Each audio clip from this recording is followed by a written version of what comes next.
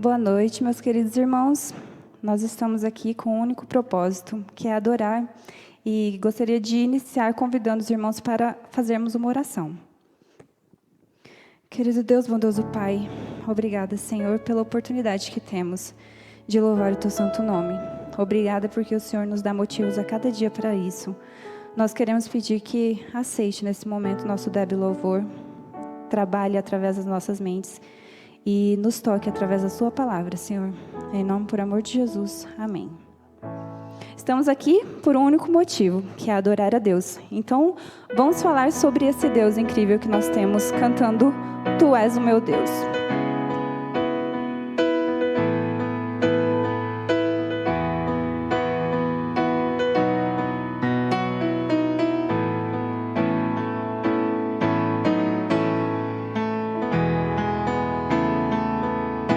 A tua graça me satisfaz,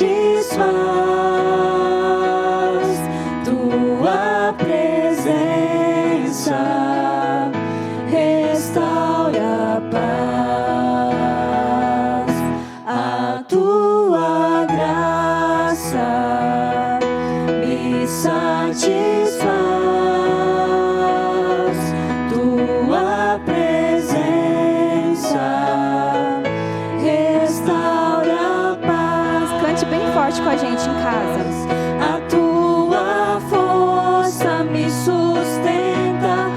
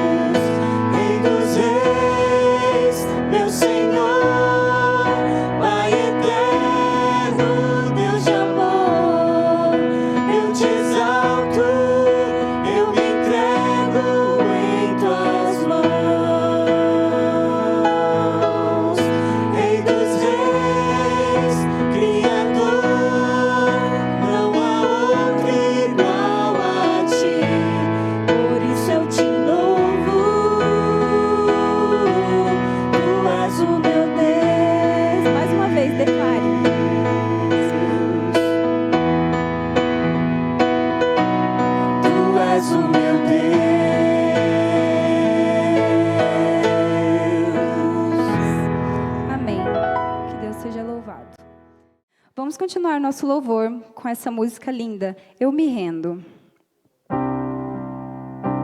Se entregue para Deus.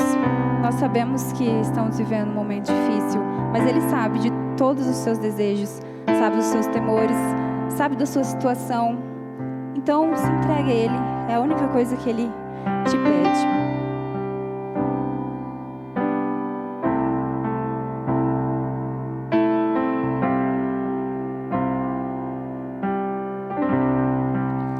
A Ti eu vou clamar,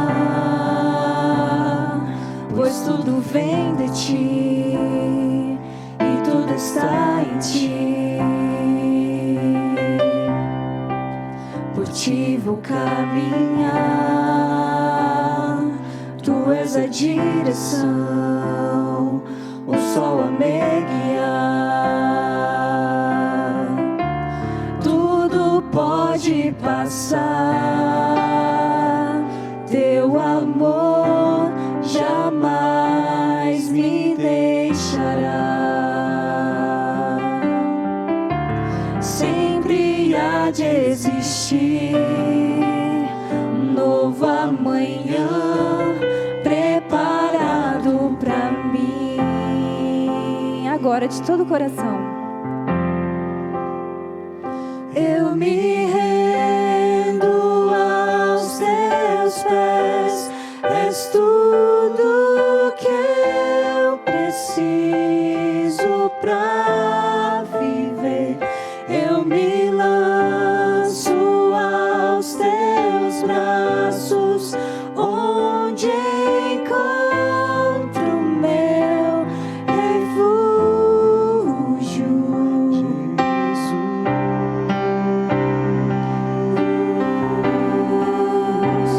Eis-me aqui,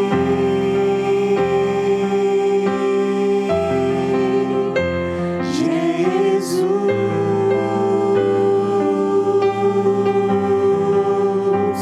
Eis-me aqui.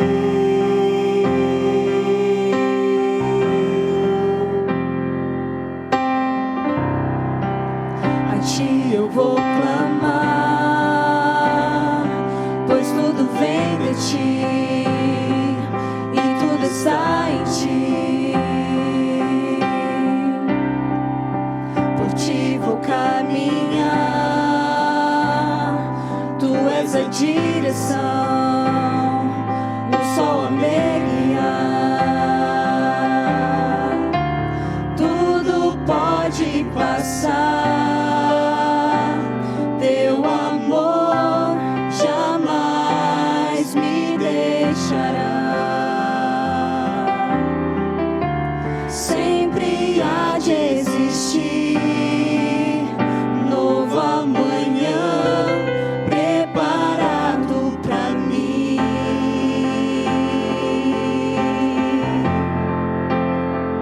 Eu me rendo aos Teus pés, és tudo que eu preciso pra viver.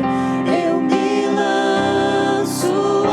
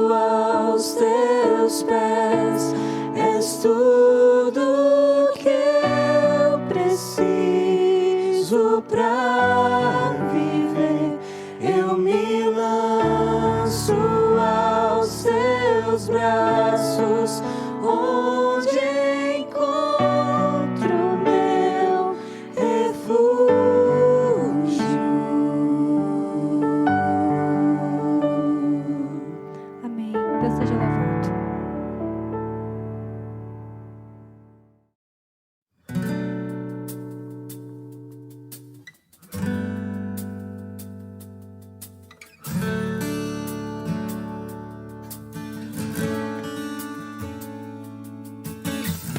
Tu és a minha luz, a minha salvação, e a ti me renderei. Se ao teu lado estou, seguro em tuas mãos, eu nada temerei.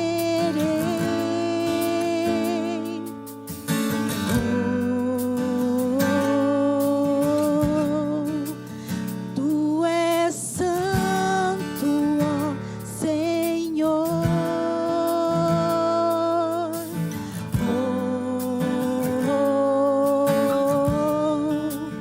Tu és digno de louvor.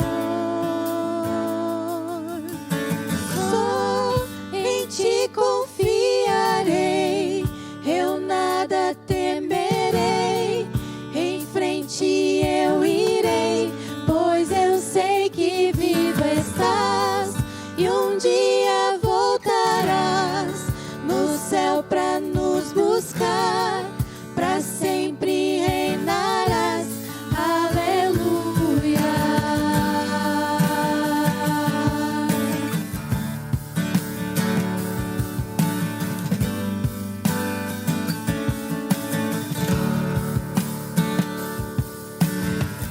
Tu és a minha luz, a minha salvação, e a ti me renderei.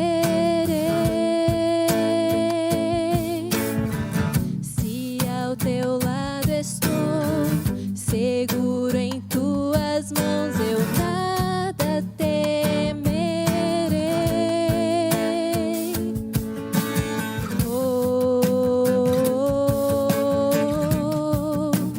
Tu és santo, ó Senhor.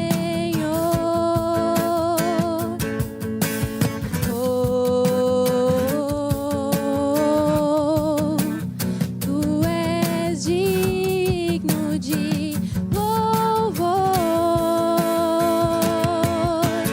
Só em ti confiarei, eu nada temerei. Em frente eu irei, pois eu sei que vivo estás e um dia voltarás no céu pra nos buscar, pra sempre reinarás. Aleluia.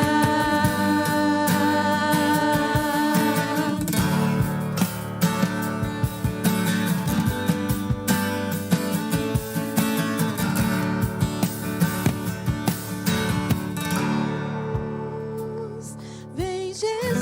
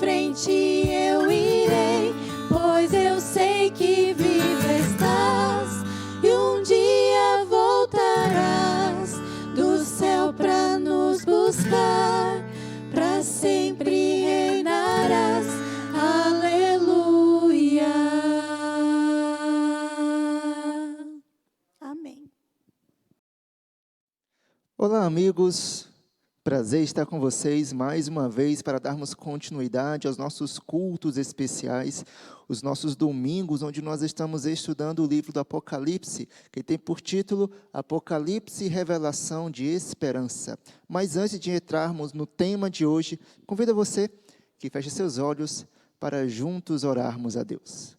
Pai amado, muito obrigado por este dia, obrigado pelas bênçãos, obrigado por teu cuidado e por tua proteção. Obrigado pelo privilégio que nós temos de estudarmos a tua palavra. Nesse instante, suplicamos o auxílio do Espírito Santo. Suplicamos em nome de Jesus. Amém. Muito bem, o tema que nós vamos estudar hoje é o livro sobrevivente.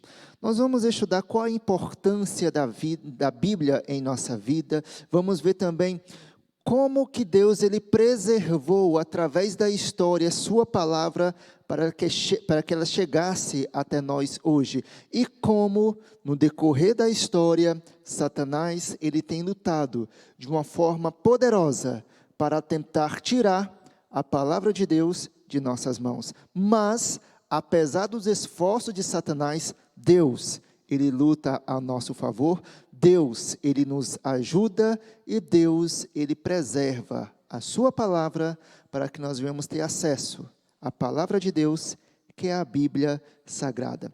Quero chamar a atenção para você para um vídeo que nós iremos assistir agora. Conta a história de uma jovem garota que tinha o sonho de ter uma Bíblia e que através da história dela, através da luta que ela teve para adquirir uma Bíblia, surgiu então as primeiras sociedades bíblicas em nosso planeta. Preste atenção nesse vídeo.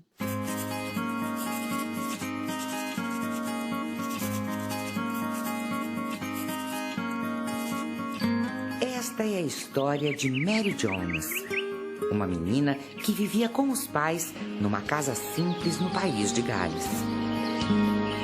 Assim como eles, ela também não sabia ler. Todos os domingos, Mary ia à igreja, cantava os hinos, mas tinha muita dificuldade para entender as palavras do sermão. Mesmo assim, Mary Jones sentia um carinho especial pelo livro que o pastor carregava, a Bíblia Sagrada. Quando Mary completou 10 anos, foi matriculada na escola que chegou ao vilarejo. Em pouco tempo, tornou-se uma boa aluna e foi chamada para ler em voz alta uma passagem da Bíblia Sagrada para seus colegas de classe. Certo dia, a senhora Evans, que sabia do amor de Mary pelo livro sagrado, convidou-a para ir à sua casa para conhecer de perto a Bíblia da família. Com todo cuidado, Mary virou lentamente algumas páginas e logo mergulhou em suas histórias. Foi então que percebeu como seria bom se tivesse a sua própria Bíblia.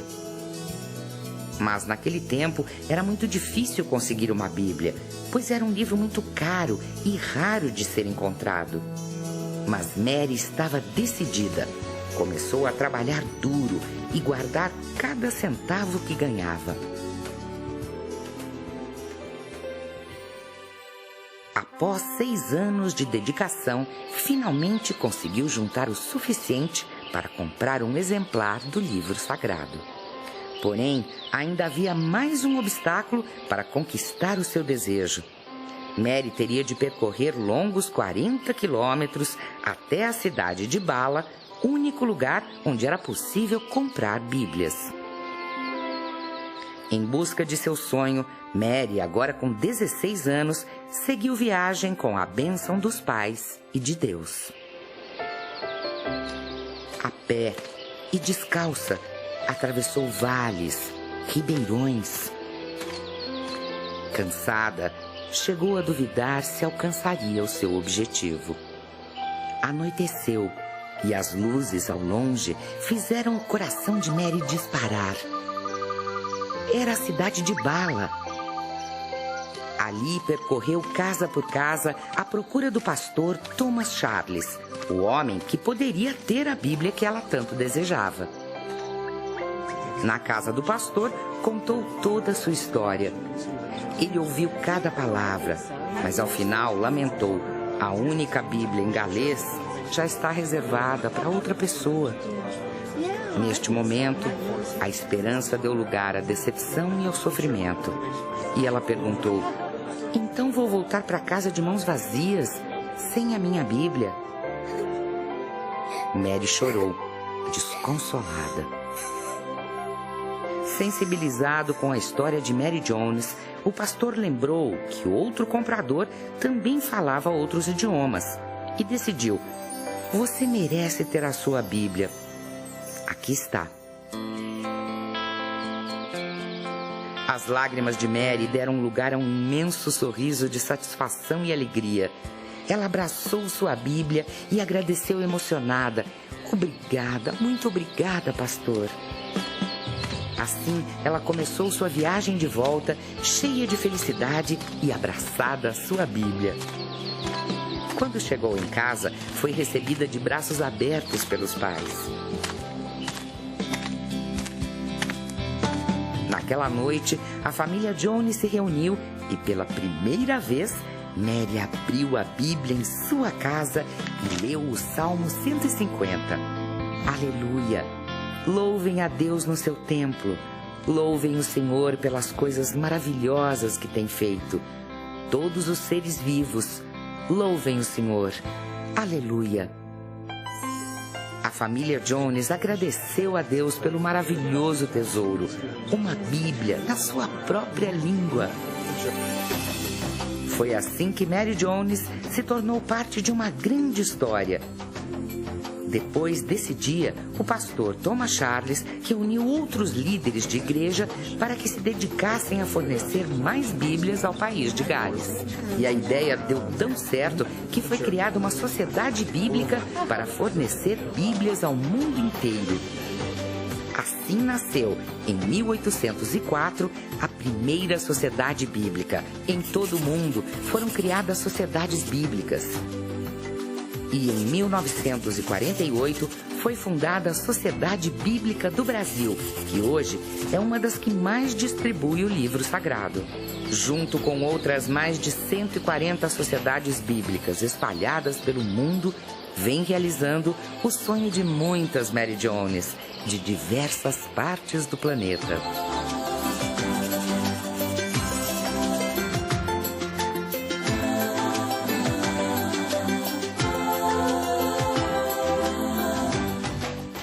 Percebem como Deus ele tem agido através da história para estar cuidando da gente, está até de certa forma nos impressionando para cada vez mais lermos e termos o prazer de estarmos lendo e ouvindo as belíssimas histórias e ensinamentos que a Bíblia vem trazendo para nós. Então, hoje nós iremos estudar sobre como Deus ele cuida da gente através da sua palavra e como o inimigo ele tem atuado para tirar a palavra de Deus em nossas mãos. Vamos para a pergunta de número 1. Diz o seguinte: como a Bíblia identifica as duas testemunhas que profetizaram por 1260 dias ou anos? Vamos para Apocalipse capítulo 11, o verso 3 e o verso 4, que diz o seguinte: darei as minhas duas testemunhas que profetizem por 1260 dias, vestidas de pano de saco. São estas as duas oliveiras e os dois candeeiros que se acham em pé diante do Senhor da terra. Apocalipse capítulo 11, o versículo 3 e o versículo 4. A pergunta é a seguinte: como a Bíblia identifica as duas testemunhas? As duas testemunhas, amigos, são representação do Antigo e do Novo Testamento que dão testemunho do Senhor Jesus.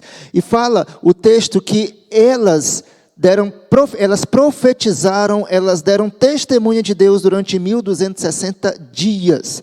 Se nós formos para o texto bíblico, se nós formos estudar mais profundamente o que nós já até falamos anteriormente, em profecia, um dia equivale a um ano. Então nós temos aí 1260 anos. Foram 1260 anos onde a Bíblia estava enclausurada, onde a Bíblia estava ali fechada, as pessoas não tinham acesso à palavra de Deus, onde existia um poder religioso muito forte que oprimia as pessoas e não deixavam com que o conhecimento da palavra de Deus fosse adiante. E não apenas o conhecimento da palavra de Deus, mas qualquer tipo de outro conhecimento.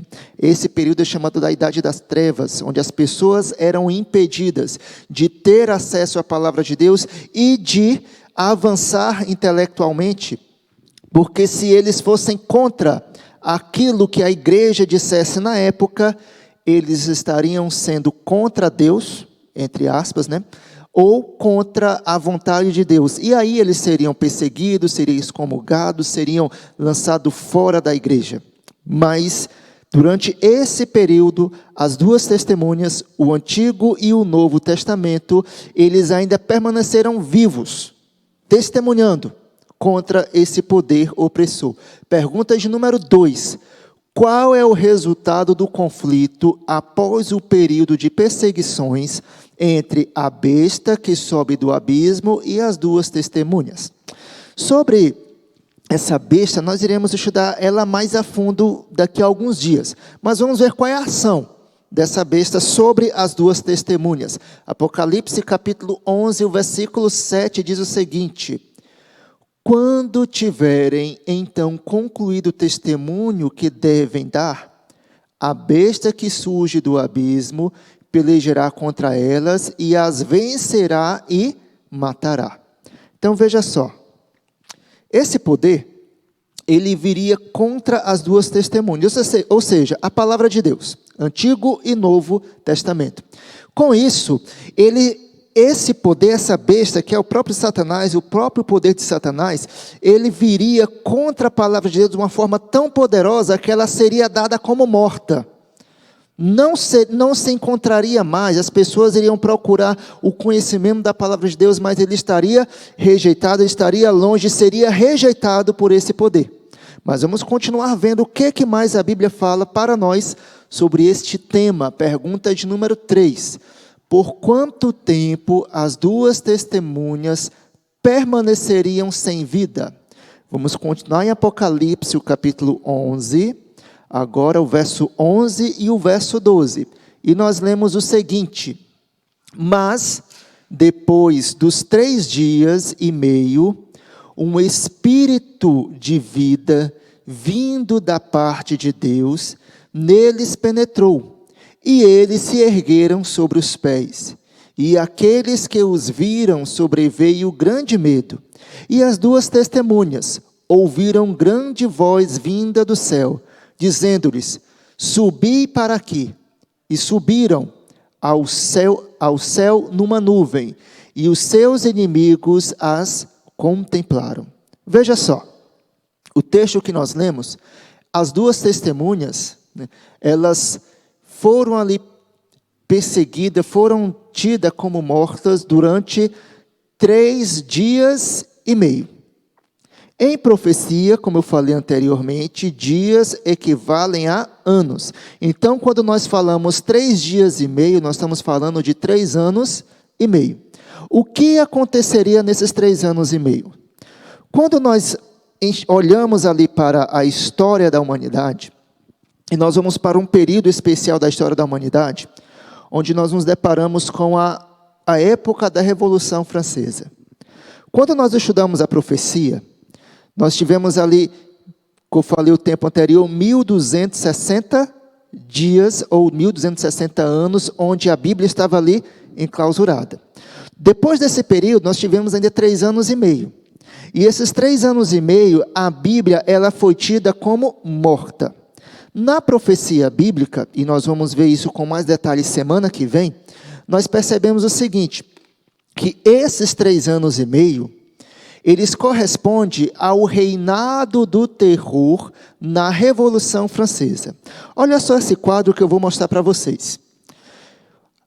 A Revolução Francesa, ela começou no dia 26 de novembro de 1793.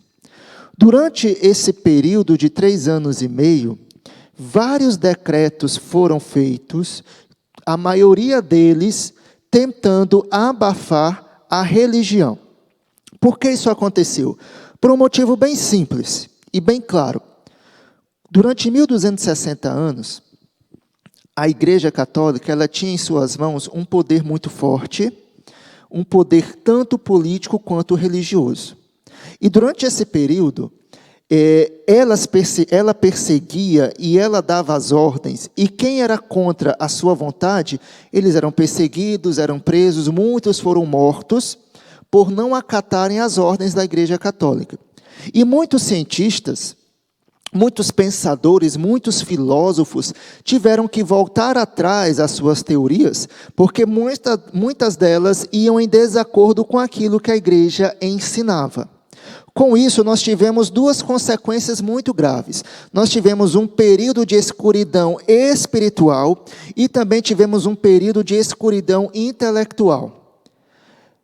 Quando acaba esse período do poder da Igreja Católica, com Napoleão Bonaparte, onde ele traz uma ferida muito grande sobre a igreja, o Papa ele é levado à prisão, e a igreja perde seus poderes, a igreja perde os seus bens, a igreja perde grande parte da sua riqueza, perde grande parte da sua influência. Então, quando ela perde esse poder, surge um outro.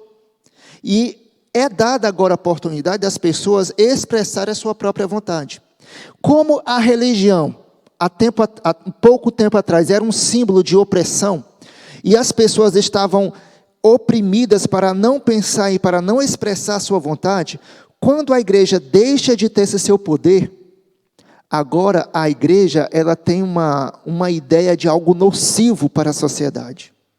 Então, junto com a Revolução Francesa, nós vimos ali uma rebeldia contra tudo o que se diz sobre religião, e são feitas leis, e surgem novos pensadores que são totalmente contra a religião.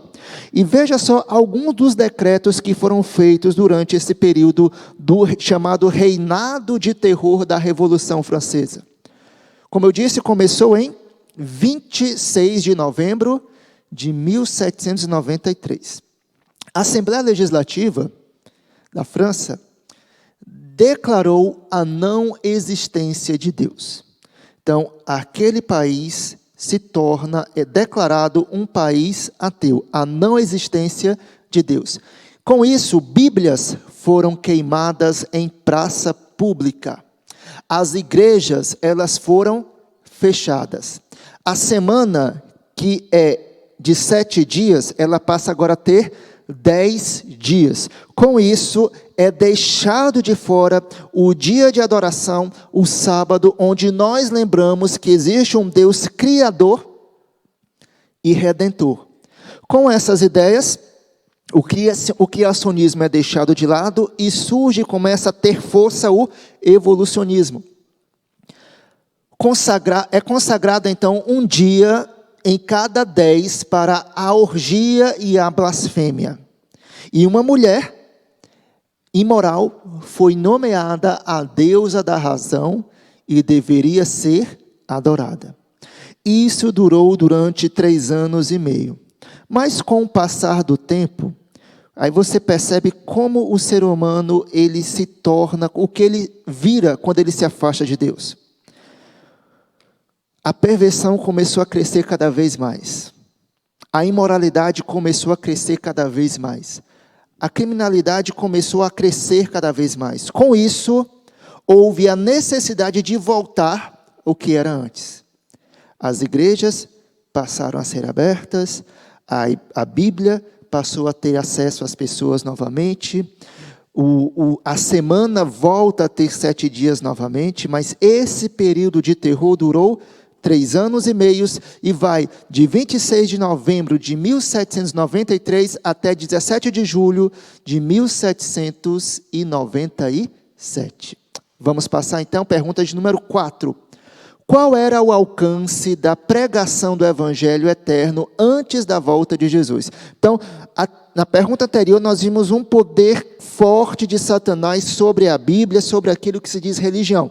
Mas esse poder ele enfraquece. E aí as 2 testemunhas ressurgem novamente e elas passam a ser contempladas pelas pessoas. E agora com uma visão maior e mais ampla para toda a humanidade. Vamos para Apocalipse, o capítulo 14, o versículo 6, e diz o seguinte: vi outro anjo voando pelo meio do céu, tendo o evangelho eterno para pregar aos que se assentam sobre a terra, e a cada nação, e tribo, e língua, e povo.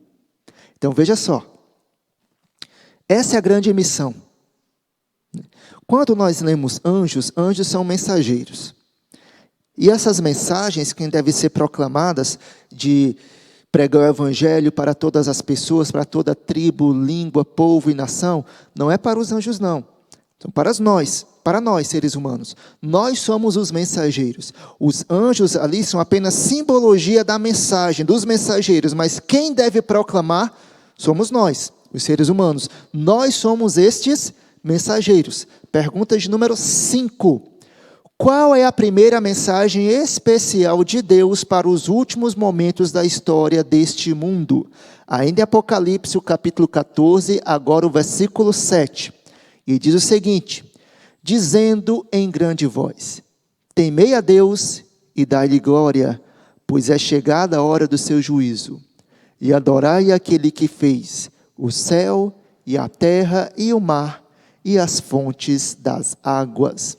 Querido amigo, querido irmão, querida irmã, presta atenção no que eu vou te dizer agora. Esta mensagem, que nós chamamos da primeira mensagem angélica, está no DNA de todo cristão que é um mensageiro, que quer pregar a palavra de Deus, que é uma mensagem que nós devemos levar para toda a humanidade, dizendo o seguinte: é chegada a hora do juízo de Deus.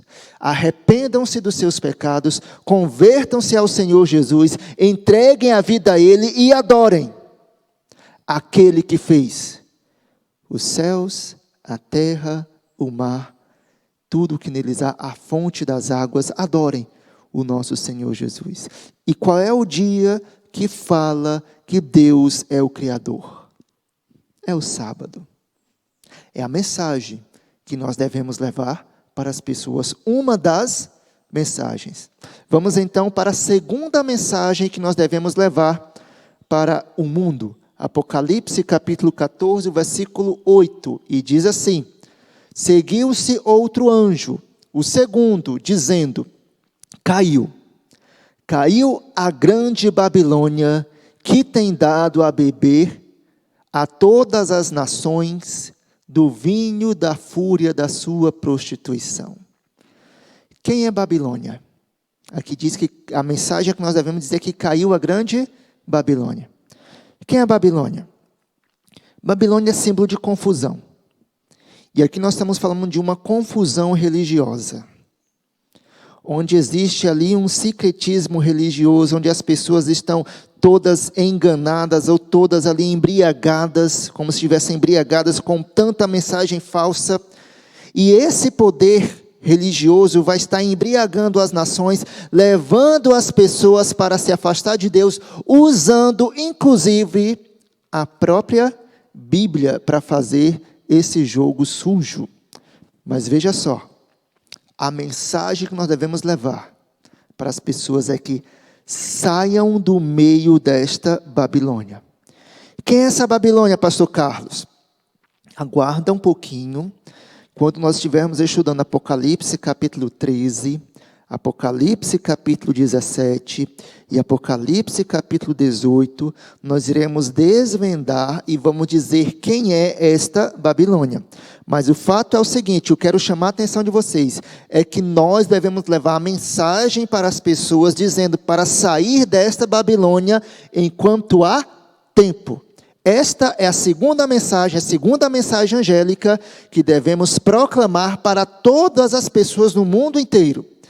Terceira mensagem angélica está em Apocalipse capítulo 14, verso 9 ao verso 11, e nós lemos o seguinte: seguiu-se a estes outro anjo, o terceiro, dizendo em grande voz: se alguém adora a besta e a sua imagem, e recebe a sua marca na fronte ou sobre a mão, também esse beberá do vinho da cólera de Deus, preparado sem mistura do cálice da sua ira, e será atormentado com fogo e enxofre diante dos santos anjos da presença do Cordeiro. A fumaça do seu tormento sobe pelos séculos dos séculos, e não tem descanso algum, nem de dia nem de noite. Os adoradores da besta e da sua imagem, e quem quer que receba a marca do seu nome. Qual é a mensagem do terceiro anjo? A mensagem que nós devemos levar para as pessoas é para não adorarem a besta nem a sua imagem, porque é chegada a hora do juízo deles. Quem é essa besta? E quem é a imagem da besta? Mais uma vez eu digo, tem um pouquinho de paciência, aguarda mais um pouquinho, que no capítulo 13, capítulo 17 e capítulo 18 de Apocalipse, daqui a algumas semanas vamos desvendar também quem é a besta e quem é a sua imagem. Mas aguarda só um pouquinho que daqui a pouco nós iremos estudar. O que eu quero que você entenda é o seguinte: esta é a outra mensagem que devemos levar para as pessoas, para não adorarem a besta nem a sua imagem e nem receber a marca da besta, nem na mão e nem na fronte, mas adorar unicamente o nosso Deus vivo. Penúltima pergunta que nós iremos responder hoje: como o evangelho eterno será pregado a todo o mundo? Olha só, nós temos uma missão, e o nosso Senhor Jesus ele deixou essa missão para a gente: levar o evangelho a todo mundo. É um privilégio que nós temos. O cristão, ele tem o prazer de levar essa mensagem às pessoas. E olha a ordem que o Senhor Jesus nos deu. Está errado ali, mas é Mateus capítulo 24, versículo 14, diz o seguinte: e será pregado este evangelho do reino por todo o mundo para testemunho de todas as nações, então virá o fim. Será pregado o evangelho do reino. É isso que nós devemos fazer. O evangelho do reino deve ser pregado para testemunho de todas as nações. Então, é necessário que nós venhamos participar da pregação do evangelho. Eu te digo uma coisa, querido amigo: Deus, ele é poderoso. Deus, ele tudo pode. Ele é onipotente. E com todo o poder que ele tem, ele não precisa da gente para coisa nenhuma. Porque se ele quiser, rapidinho, ele resolve a pregação do evangelho em todo mundo. Em menos de 2 segundos ele resolve isso. Ele pode aparecer no céu e dizer: eu sou o Deus Todo-Poderoso, vocês têm que me seguir e guardar os meus mandamentos. Resolveu a pregação do evangelho, todo mundo vai ver. Mas ele não faz isso por um motivo. Ele quer que essa mensagem seja pregada por nós, seres humanos. É um privilégio que ele dá para cada um de nós. Então, o evangelho eterno será pregado a cada nação e tribo e língua e povo. Todos devem ouvir a mensagem da salvação. Pastor, se eu não pregar, eu vou perder a minha salvação? Eu não sei, amigo, porque quem sabe é Deus, né? Deus é quem julga as pessoas. Quem vai salvar, quem vai se perder, eu não sou Deus para dizer isso. Mas uma coisa eu sei: se você não pregar, alguém vai se perder. Se não for você, vai ser alguém que você negligenciou a pregação do evangelho. O fato é, se nós não pregarmos, alguém vai perder a salvação. E Deus, ele deseja que todos tenham a oportunidade de escolher se quer ou não quer a salvação. O que acontecerá após a pregação dos 3 anjos? Vamos voltar para Apocalipse capítulo 14, agora o verso 14 e 16. Diz assim: olhei, e eis uma nuvem branca, e sentado sobre a nuvem, um semelhante a filho do homem, tendo na cabeça uma coroa de ouro e na mão uma foice afiada.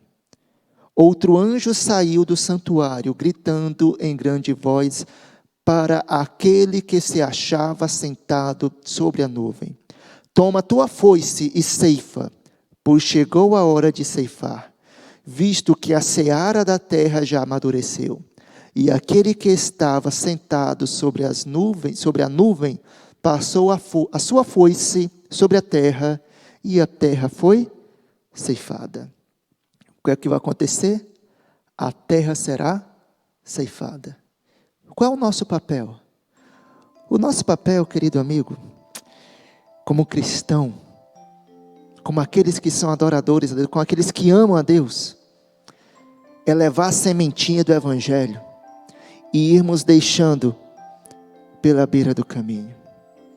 É isso que a gente tem que fazer. É cuidar das pessoas, é amar, é levar a mensagem do Evangelho a toda criatura onde nós vivemos.